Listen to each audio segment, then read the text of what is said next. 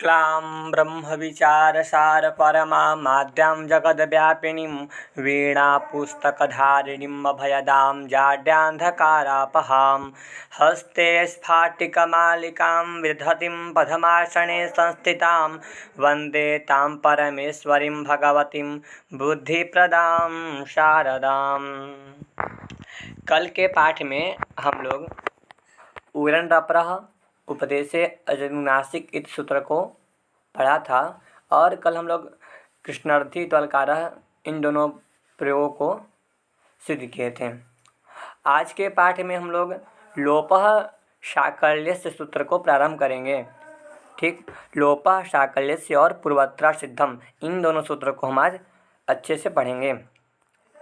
चलिए सबसे पहले हम सूत्र में पद देख लेते हैं, कितने पद हैं और किन पद में कौन सा विभक्ति लगा हुआ है। लोपः शाकल्यस्य, लोपः शाकल्यस्य में दो पद हैं, एक लोपः है, एक शाकल्यस्य है। लोपः जो है वह प्रथमांत पद है और शाकल्यस्य जो है वह षष्ठ्यंत पद है। लोपः शाकल्यस्य वृत्ति अवर्ण पूर्वयोः पदान्तयोः यवयोः लोपो वा अशि परे। ठीक, देखिए पाणिनि जी जो ये विकल्प है, विकल्प अर्थात एक बार होता है और एक बार नहीं होता है, तो पाणिनि जी विकल्प का कई शब्दों में बताए हैं विकल्प के बारे में। जैसे कहीं कहीं देखने को मिलता है वा छंदसी, तो वा का मतलब भी होता है, वा का मतलब विकल्प होता है, एक बार होगा एक बार नहीं होगा। कहीं कहीं मिलेगा आपको विभाषा छंदसी, विभाषा का मतलब एक बार होगा एक बार नहीं होगा, तो विभाषा को भी विकल्प के शब्दों में ग्रहण किए हैं पाणिनि जी। और कहीं कहीं देखिए दिया यहाँ, जैसे यहाँ पे दिया हुआ है लोपः शाकल्यस्य, अर्थात शाकल्य ऋषि के मत में, शाकल्य ऋषि के मत में लोप होता है। तो पाणिनि जी कई प्रकार से लोप मतलब विकल्प का ग्रहण किए हैं कई शब्दों के द्वारा। इसमें ऋषि का नाम लिए हैं कि शाकल्य ऋषि के मत में यकार वकार का लोप होता है। जब शाकल्य ऋषि के मत में यकार वकार का लोप होगा तो अलग रूप बनेगा, और जब लोप नहीं होगा तो अलग रूप बनेगा। तो इस तरह विकल्प के कई शब्द ग्रहण किए हैं पाणिनि जी अपने सूत्रों में। चलिए अब हम इसका वृत्ति से अर्थ निकालते हैं। सबसे पहले है अवर्ण पूर्वयोः, अवर्ण पूर्वयोः अर्थात अवर्ण पूर्व में हो। पदान्तयोः, ऐसा पदांत के अंत में, पद के अंत में, पदांत पद के अंत में यकार और वकार हो। यवयोः, यकार हो और वकार हो तो उसका लोप होता है। वा अर्थात विकल्प से लोप होता है, और शी औष प्रत्याहार के परे होने पर।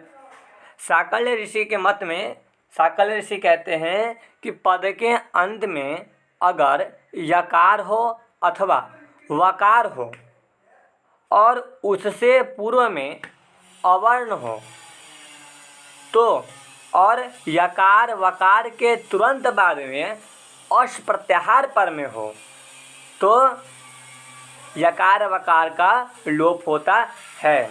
ठीक,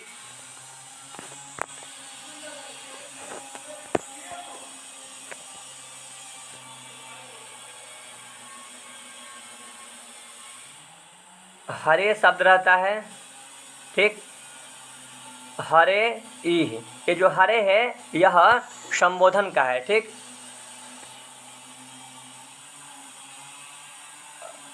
हरे ई, यहाँ पे एचो यावा यावह सूत्र लगेगा।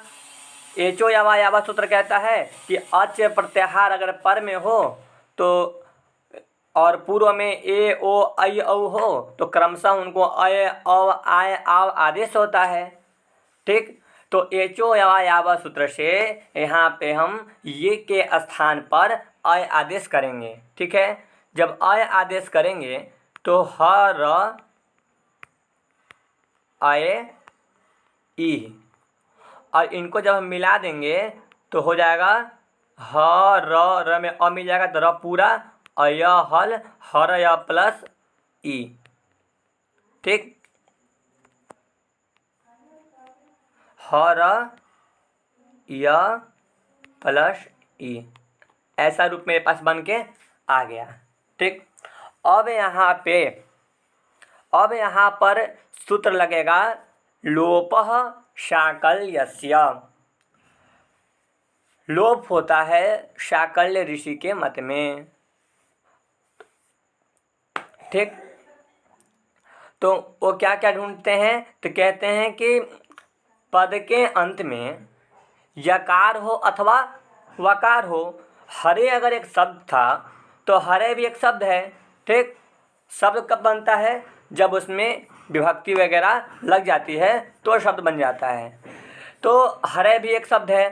तो और शाकल्य ऋषि के मत में क्या कहता है कि पद के अंत में अगर यकार अथवा वकार हो, तो यहाँ पद के अंत में यकार है। ठीक, पद के अंत में यकार है और फिर कहते हैं अवर्ण पूर्वयो हो, और पूर्व में क्या हो, अवर्ण हो। तो अवर्ण अर्थात 18 अ में से यहाँ पे कुछ हो, अवर्ण हो केवल।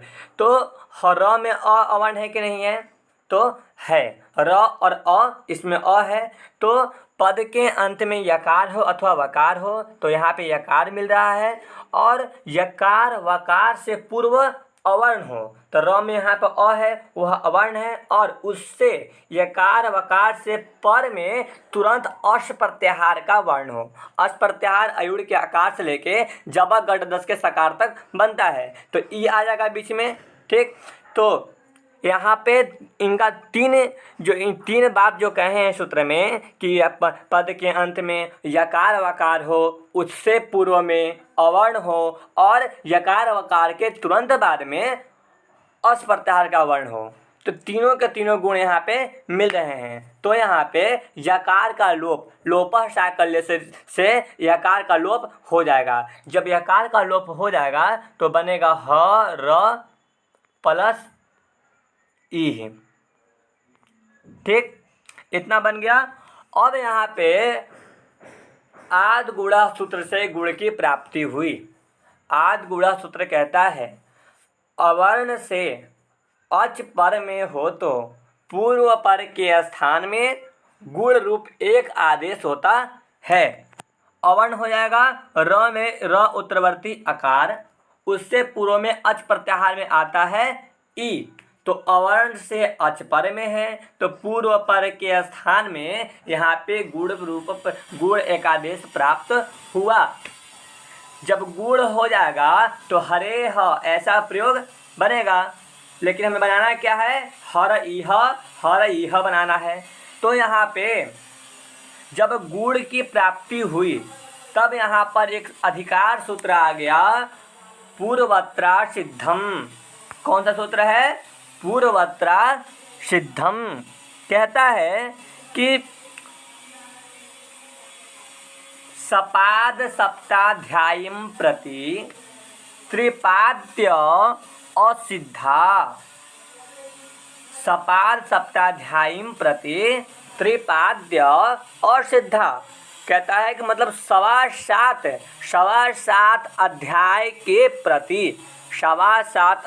के प्रति त्रिपादी जो सूत्र होते हैं वह असिद्ध होते हैं। ठीक, अब देखिए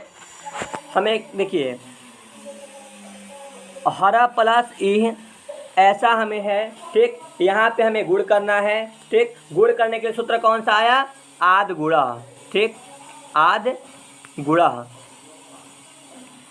गुणा सूत्र गुण करने के लिए आया। ये सूत्र कहाँ का है, तो ये सूत्र 6ठा अध्याय के पहला पाद का 87 संख्या का ये सूत्र है, आद गुणा। और लोपः शाकल्य से जो सूत्र है,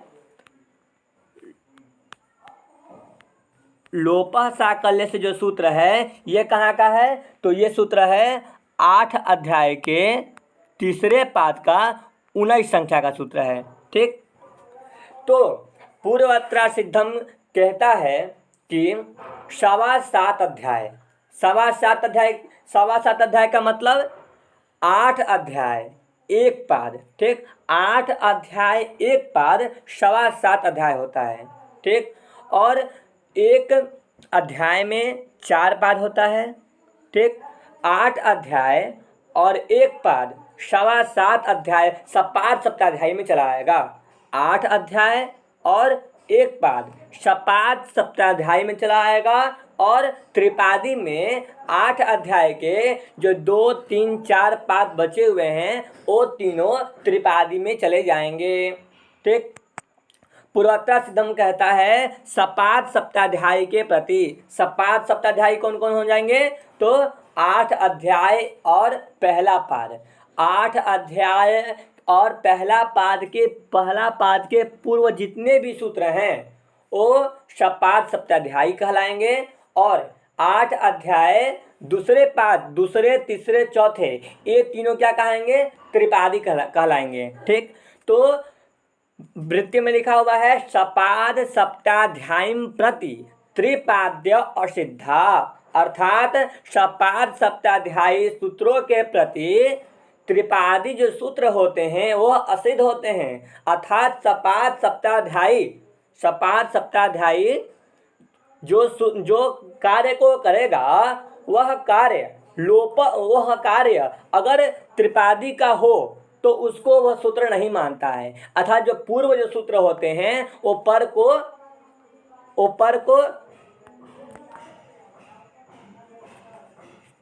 एक मिनट सपाद सप्ताध्यायी के दृष्टि में त्रिपादी क्या होता है? असिद्ध होते हैं, ठीक।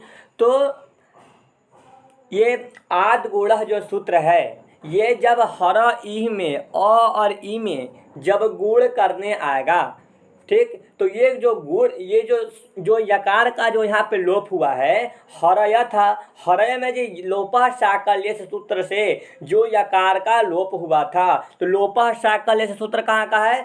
8 अध्याय तीसरे पाद का 19 नंबर का है। अर्थात लोपः शाकल्य से जो सूत्र है वह सूत्र क्या है? वह सूत्र त्रिपादी है।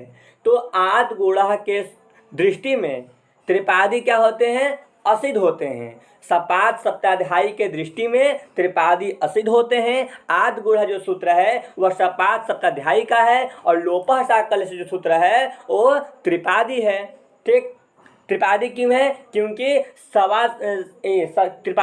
क्योंकि 8 अध्याय एक पाद तक सपाद सप्ताध्यायी होता है और 8 अध्याय एक पाद के आगे जितने भी सूत्र हैं, दूसरा पाद, तीसरा पाद, चौथा पाद, ये तीनों क्या होते हैं? ये तीनों त्रिपादी होते हैं। तो आद गुणा सूत्र जब यहाँ पे गुण करने आएगा तो पूर्वोत्तर सिद्धम जो अधिकार सूत्र है वह आकर नियम बताएगा कि पूर्व सपाद सप्ताध्यायी के प्रति त्रिपादी सूत्र असिद्ध होते हैं। अतः आद गुणः सूत्र के नज़र में लोपः शाकल्य से सूत्र असिद्ध हो जाएगा। लोपः शाकल्य से जब सूत्र असिद्ध हो जाएगा, जब आद गुणः के नज़र में लोपः शाकल्य से सूत्र है ही नहीं, तो यहाँ पे जो य का जो लोपः शाकल्य से जो य का लोप किया था वह आद गुणः को दिखने लगेगा। जब आद गुणः को यहाँ पे यह दिखने लगेगा तो अवर्ण से अवर्ण मिलेगा नहीं, अवर्ण से तुरंत पूर्व पर में अच मिलेगा नहीं,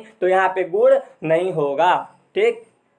अब इसी तरह दूसरे उदाहरण को हम देख लेते हैं। जैसे मान लीजिए कि विष्णु शब्द है, ठीक, विष्णु शब्द आता है, अब बनता क्या है? विष्णु इह, ऐसा है, ठीक। ओ के स्थान पर एचो या से क्या कर दिए हम? अ आदेश कर दिए, तो हो गया वि स ड़, ओ को औ और ई जब मिला देंगे तो हो जाएगा वि स ड़ पूरा, ठीक, वि स ड़ और व और प्लस इह, ऐसा बन गया।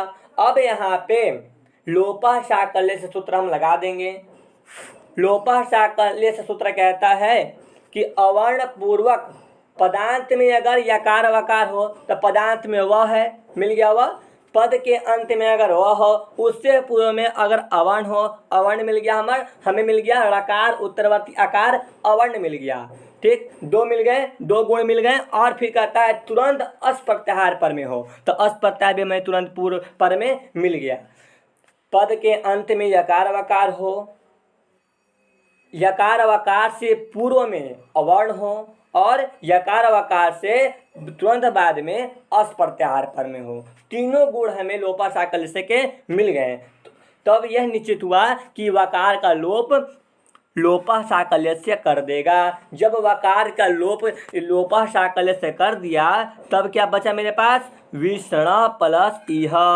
अब यहाँ पे आद गुणः सूत्र आता है, कहता है अवर्ण से अच पर में हो। अवर्ण विष्ण में जो ड़ है, ड़ उत्तरवर्ती आकार जो है वह अवर्ण है और इधर का ई वाला जो ई है वह अच प्रत्याहार में आता है। जब आद गुण कहेगा कि अवर्ण से अच पर में हो, पूर्व पर के स्थान में जब गुण करने आएगा तब यहाँ पर एक सूत्र आएगा पूर्वत्रा सिद्धम, जो अष्टाध्यायी को दो विभागों में बांट देता है। पूर्वत्रा सिद्धम कहेगा कि सपाद सप्ताध्यायी के प्रति त्रिपादी असिद्ध होते हैं। अर्थात सपाद सप्ताध्यायी में जो सूत्र पढ़े गए हैं उनके दृष्टि में त्रिपादी जो सूत्र हैं वह असिद्ध होते हैं, अर्थात वह कार्य नहीं करते हैं। ठीक। अच्छा, सपाद सप्ताध्यायी क्या होता है, तो 8 अध्याय, ठीक, और एक पाद, ये जो होते हैं 8 अध्याय और एक पाद, ये होते हैं सपाद सप्ताध्यायी। और 8 अध्याय 2, 3, 4, ये जो 2, 3, 4 है ये होते हैं त्रिपादी। तो कहता है कि सपाद सप्ताध्याय अर्थात इसके प्रति जो ये सूत्र होंगे, ये सूत्र इनके सपाद सप्ताध्यायी के नज़र में त्रिपादी असिद्ध होंगे। जब यहाँ पे आद गुण सूत्र जब गुण करने आएगा तो देखेगा कि पूर्वत्रा सिद्धम बतलाएगा कि लोपः साकल्य से जो सूत्र है वह 8 अध्याय के तीसरे पाद का 19 नंबर का सूत्र है, अर्थात यह त्रिपादी है। और आद गुण क्या है, सपाद सप्ताध्यायी है। तो सपाद सप्ताध्यायी के दृष्टि में अर्थात आद गुण सूत्र के दृष्टि में लोपः साकल्य से सूत्र क्या हो जाएगा, असिद्ध हो जाएगा। जब लोपः साकल्य से सूत्र असिद्ध हो जाएगा तो आद गुण को विषण यहाँ पे वह दिखाई देने लगेगा, और नहीं मिलेगा, इसलिए आद गुण यहाँ पे गुण नहीं करेगा। जब गुण नहीं करेगा और तो देखिए कैसा रूप बनेगा। एक बार जब लोपः साकल्य से सूत्र से वकार का लोप नहीं होगा तो मिला देंगे तो क्या बन जाएगा, विषण, और वह में ई मिलेगा तो विष्णवी है, ऐसा रूप बनेगा। और जब वकार का लोप हो जाएगा तो विषण और ई है, ऐसा रूप बनेगा। ठीक। उसी तरह जब हरय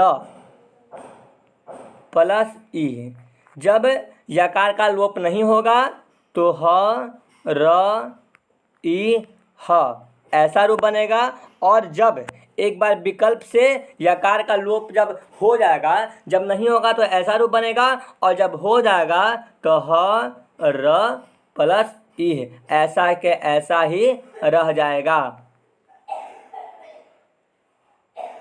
ठीक, ऐसा कैसा ही रह जाएगा, क्योंकि आद गुण से गुण यहाँ पर होगा नहीं, क्योंकि पूर्वत्रा सिद्धम जो है वह लोपा साकल्य को असिद्ध कर देगा। जब असिद्ध कर देगा तो तब कार्य होगा नहीं, तो वैसे के ऐसे ही रह जाएगा। इसी तरह हमारा दो रूप बनता है, हर इह और हर ई है।